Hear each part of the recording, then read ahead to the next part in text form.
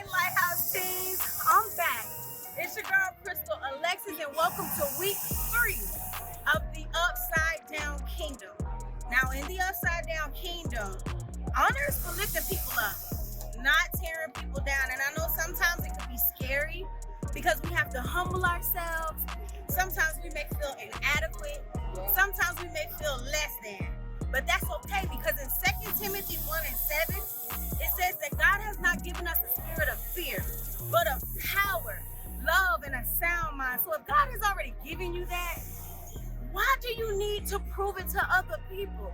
Lift them up. Don't put them down, okay? Listen, I am getting on this hot air balloon, and I'm not gonna lie, I am terrified, y'all. But I'm gonna go and I'm gonna do it scared, because I know that God has not given me the spirit of fear, but of power, love, and a sound mind. So I want y'all to stay tuned, okay? Don't miss it. The lesson's getting ready to start.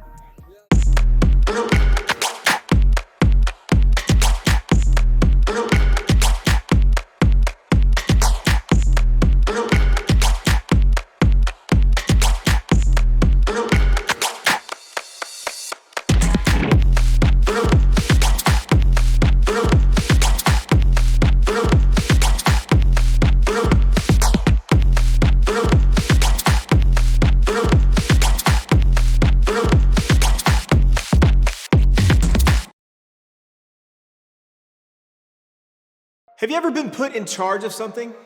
Now, for some of us, the idea of being in charge sounds awesome. For others, you would much rather be in the background. But for me, I have always loved it. I remember when I was in high school, my sophomore year, I tried out to become the drum major in our marching band, Band Nerds Unite, right? Now, I tried out my sophomore year. I didn't make it that year, which would have been unheard of because we had never had a 3-year drum major. But I did try out again my junior year, and I was one of the 2 that were chosen, which means I gained a lot of authority really fast. Only thing was I didn't handle it so well, and really kind of got a big head about some things. Didn't do so well in my initial responses to people on the field. Off the field was great. We could still be friends. But when we were on the field, people didn't like me so much when I first started. Now, I eventually learned, but having that kind of authority was a little bit tough for me to get through initially. That makes sense, though. Being in authority kind of carries with it the temptation to become more and more controlling or bossy, all in the name of being seen as good and powerful and more important than others.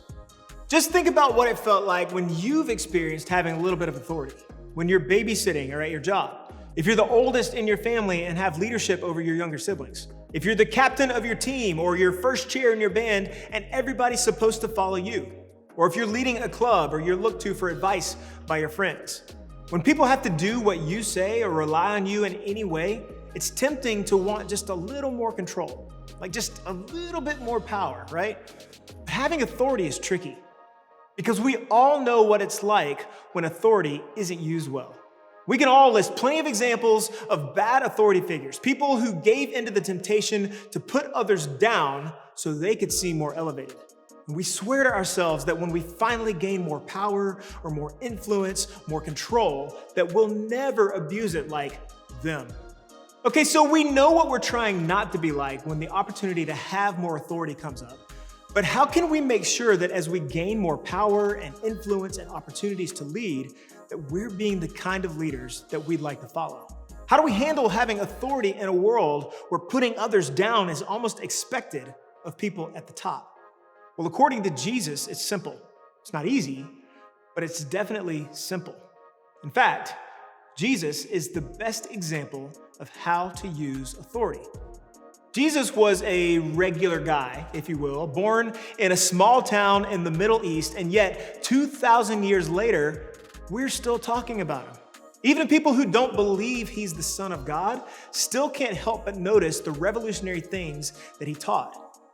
Things that shook up the world and all of history. And a big part of that has to do with what he said and what he did when it came to power and people. All people. The people who liked him and the people who had him killed. People who followed him and people who betrayed him. People who believed he was the Son of God and people who thought he was crazy. Jesus, in his position of authority, used his power to do what nobody expected. He turned the world upside down when he used his power to turn regular fishermen into disciples or leaders who did ministry. When he used his power to heal people who were outcasts in society. When he used his power to do miracles on days where religious leaders thought rest was more important. When he used his power to value and elevate women in a society that disregarded and used women. In Matthew's account of Jesus' life, he writes down something Jesus said that covers everything we're talking about today. And Jesus is talking with the people in authority in ancient Israel, this group of guys called the Pharisees. Now, they were the religious leaders who held a ton of power and were always on a mission to try to discredit Jesus. They try to trip him up by asking tricky questions. In the conversation, one of them straight up asks Jesus, what was the most important thing for people to do when it comes to obeying God? And this is what the greatest authority, Jesus, says is the greatest thing we can do. Jesus replied, you must love the Lord your God with all your heart, all your soul, and all your mind. This is the first and greatest commandment.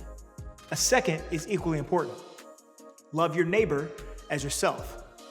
The entire law and all the demands of the prophets are based on these two commandments. So Jesus is asked very directly, what is most important? And his response is so simple. Love God and love people. Now, wait a minute.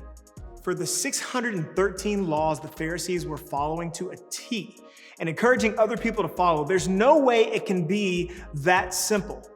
Well, the problem with the 613 laws was some of them left wiggle room. And the religious leaders were the ones with the power to determine exactly what these laws might mean. Take, for instance, the law that forbid working on the Sabbath. Someone had to determine just what counted as work. Was walking work? Was cooking work? Was riding a donkey work? Figuring out the answers to these types of questions was the Pharisees' entire job. As long as they were needed to interpret the laws, they could use these laws to tear others down. But then Jesus comes along saying, the power isn't in interpreting all these laws at all. The power is in loving God and loving people. In other words, in the upside down kingdom, power is for lifting up, not tearing down. See, real authority is supposed to be based in love, and using authority the right way is about loving God, loving yourself, and loving others well. Think about it this way. When you make sure to get a healthy amount of sleep, or keep relationships that make you better, or do your best to think kindly about yourself, that's loving yourself well. When you choose to honor your parents and respect your teammates and stand up for others, that's loving others well. And when you're living in ways that honor what God says is best, that's loving God. And we have options when it comes to using our authority. We can use our power in a way that harms others, or we can choose to lead with love. We can be part of an upside-down kingdom that uses power to build up and not tear down. Another way to say it is this: authority without love is just poorly used power. And power used poorly never ends well for the person in power or the people under their authority. In fact, one of the most brilliant and courageous people in history summed up this idea like this: power without love is reckless and abusive, and love without power is sentimental and anemic. Power at its best is love implementing the demands of justice, and justice at its best is power correcting everything that stands against love. That was by the one and only Martin Luther King Jr. And power used for good is loving. Love done well uses power for the purpose of bringing justice and peace to the world.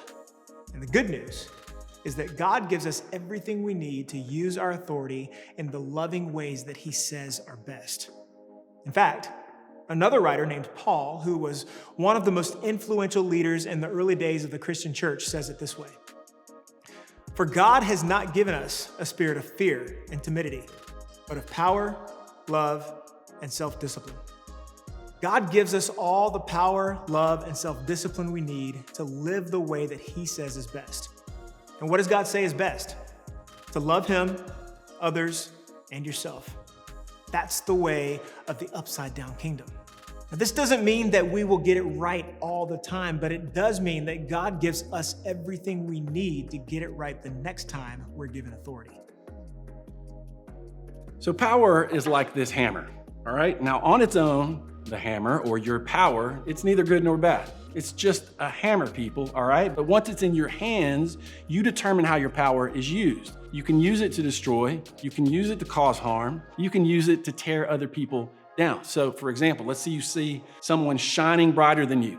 You say that one thing that snuffs them out, okay? Yep, see you later, all right? Or you notice the insecurities of others. You see where they're vulnerable and you see an opportunity to hurt them even more to make yourself look more important than them. See the Band-Aids for their insecurities? Yep, bye. You see someone doing well or winning, being celebrated by others, and you work hard to crush their success, okay? Bye. Now, here's the deal. You brag about you and your status, yeah, all that. You ignore the needs of others and on and on. You compare others to your popularity, your number of followers in a way that makes others feel small, okay? All you, yeah, go on. Now, I'm gonna slide all of you over and I'm gonna bring up a different way that we can use our power, okay? You can use it to build up, to choose love, to repair, and to serve. You can use your time to serve others. You make good grades, tutor someone. You're naturally athletic, coach someone. Your family's stressed, help clean and organize something. Your church running online services and need more volunteers, then volunteer people, all right? That's what you can do. Or you can choose to care, right? You can have empathy, to step into the challenges other people are facing. You can use your influence with your following to celebrate others or to bring awareness to issues that affect someone other than yourself. That's what you can build. You can build something totally different with your power. You can use your power to act.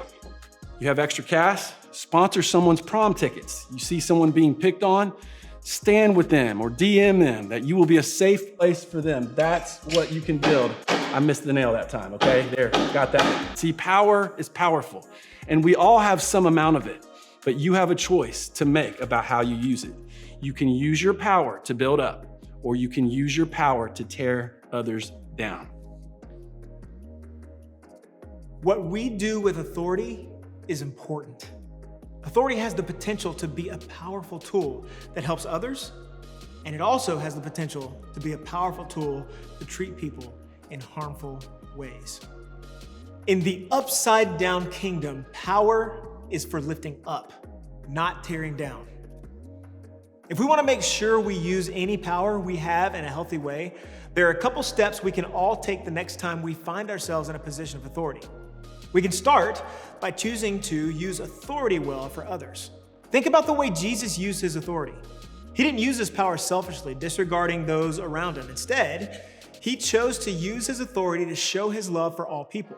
In fact, it was that love that took him to the cross. With all the power in the world, he laid it down so we might not miss the overwhelming message of love God has for us. And we would see up close the best use of power is when it's used to serve others. Jesus demonstrated this power through love for his closest followers and his most intense enemies. He used this power in a way that brought justice and peace and hope to the entire world. And now we're supposed to do the same. We are supposed to use any power we have to bring this upside down kingdom to the world around us. Use authority well for yourself. Use your authority to learn to lead yourself to make wise choices on a daily basis and have integrity to be the same person in private that you are in public and to prioritize your mental and physical health. When you lead yourself well, leading others starts to come naturally. And we can all choose to use any authority we have to lead ourselves well so that we can lead others well. Just imagine what this would be like. Imagine a world where we all used our authority in ways that show genuine love for God through real love for ourselves and for others. Leading with love looks like making sure the kids you babysit don't just feel physically safe, but they feel like you genuinely care about spending time with them.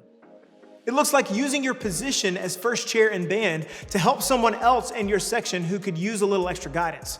It means treating your younger siblings like you love them because God loves them. Even when they annoy you to your end. I get it. It means standing up for the classmate who's being left out or being made fun of. In other words, in the upside down kingdom, use your power in ways the world least expects it. Listen, gossip, bullying, hate, abuse, murder, genocide, so much of it can be traced back to power without love. On the other hand, when people use authority in loving ways, the world changes for the better. Hungry people are fed. Hurting people are healed. Desperate people experience hope. This is what authority based in love does. This is what Jesus' upside down kingdom looks like. So what do you want the future to look like? The good news is that every time you have an opportunity that gives you authority, you have the chance to lead with love. And as you head to your small groups today, I'd love for you to think about your answer to this question. Have you ever experienced authority used to build up? And how have you experienced authority used to tear down? And remember, in the upside down kingdom, power is for lifting up, not tearing down. What is up, Lighthouse Teens? Thank you so much for joining us for week 3 of the Upside Down Kingdom. I hope you learned something. I hope you come back again next week to visit us, okay? Don't forget to like, comment, subscribe, and share our YouTube channel. We have enjoyed you. Come back again. I love you. I miss you. And ain't nothing you could do about it. Yeah, let's